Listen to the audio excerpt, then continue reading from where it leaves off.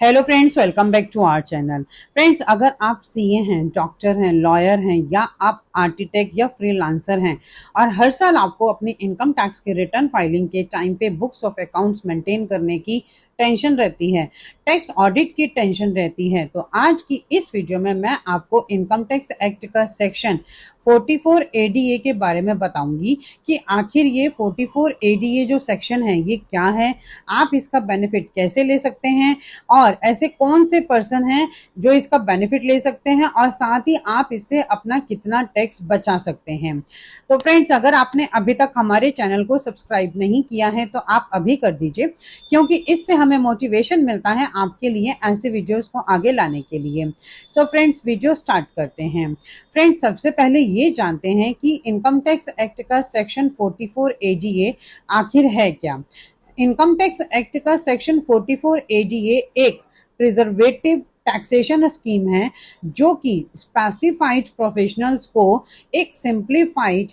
Compliances का benefit देती है। मींस कि अगर आप सेक्शन 44 एडीए के अकॉर्डिंग अपने इनकम टैक्स के रिटर्न को फाइल करते हैं तो आपको बुक्स ऑफ अकाउंट्स मेंटेन करने की जरूरत नहीं है, आपको अपने एक्सपेंसेस के बिल्स को रखने की जरूरत नहीं है, क्योंकि इनकम टैक्स डिपार्टमेंट ये मान लेता है कि आपकी जो टोटल ग्रोस रिसिप्ट का 50% आपका प्रॉफिट है और उसी के अकॉर्डिंग आपका जो है वो टैक्स कैलकुलेट कर लिया जाता है। अब फ्रेंड्स, बात करते हैं कि इस इनकम टैक्स एक्ट के सेक्शन 44 एडीए का बेनिफिट कौन कौन लोग ले सकते हैं। तो फ्रेंड्स, एक ऐसे प्रोफेशनल्स जो कि सीए हैं, डॉक्टर हैं, लॉयर हैं, आर्किटेक्ट हैं, फ्रीलांसर हैं या फिर कंसल्टेंट हैं, तो इस तरह के जो प्रोफेशनल्स हैं वो सेक्शन 44 एडीए का बेनिफिट ले सकते हैं। और फाइनेंशियल ईयर 2025-26 के लिए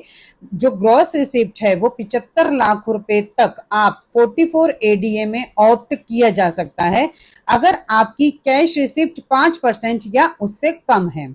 अब फ्रेंड्स, बात करते हैं कि सेक्शन 44 एडीए का बेनिफिट क्या है। अगर आप इनकम टैक्स एक्ट के सेक्शन 44 एडीए के अकॉर्डिंग अपने इनकम टैक्स के रिटर्न को फाइल करते हैं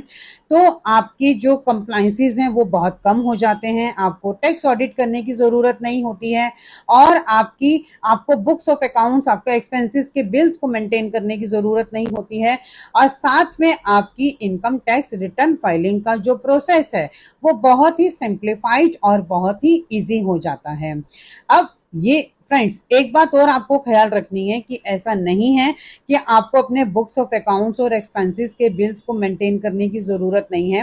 क्योंकि इनकम टैक्स डिपार्टमेंट आपकी बैंक स्टेटमेंट को, आपके इनवॉइसेस को, आपके रिसिप्ट को, आपकी AIS, TIS, 26AS को वेरीफाई भी कर सकता है। तो इन फ्यूचर आपको किसी तरह की कोई भी प्रॉब्लम ना आए, उसके लिए आपको अपने इनवॉइसेस को, अपने बैंक स्टेटमेंट को, यानी कि अपने सारे रिसिप्ट्स को प्रॉपर मेंटेन करके रखना है, ताकि अगर इन फ्यूचर कोई भी वेरिफिकेशन होती है तो आप उसको अपने डॉक्यूमेंट्स को शो ऑफ कर सकें। तो फ्रेंड्स, यानी कि ये जो इनकम टैक्स एक्ट का सेक्शन 44 एडी है ये किसी भी प्रोफेशनल्स के लिए टैक्स सेविंग और कंप्लायंसिंग सेविंग प्रोविजन है। तो अगर आप भी प्रोफेशनल हैं तो इनकम टैक्स के रिटर्न को फाइल करते समय इनकम टैक्स एक्ट के सेक्शन 44 एडीए का बेनिफिट ले सकते हैं और अपनी टोटल ग्रोस रिसिप्ट के 50% के ऊपर जो प्रॉफिट हुआ है उसके ऊपर आपका टैक्स कैलकुलेट करके आपको टैक्स पे करना